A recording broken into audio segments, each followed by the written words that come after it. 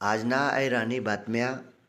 राज्यभरना 13,275 कृषी अधिकारीसले लॅपटॉप भेटणार. आतेगावमा शेतकरीसना ऑनलाईन कामे पूर्ण होतीन. 10वी-12वी परीक्षा केंद्रमा CCTV बंधनकारक. नाशिक बोर्डना सहसचिव मच्छिंद्र कदम यासना निर्देश.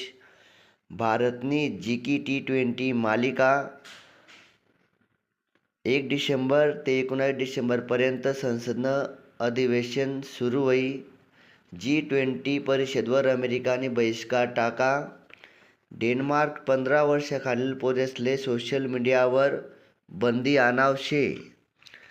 MPSC परीक्षेसाठी नवीन प्रवेशपत्र जारी. स्मार्ट योजनांतर्गत गरीब ग्राहकसले 25 वर्षे मोफत वीज भेटी. PF ट्रान्सफर आते ऑटोमॅटिक व्हाव शे.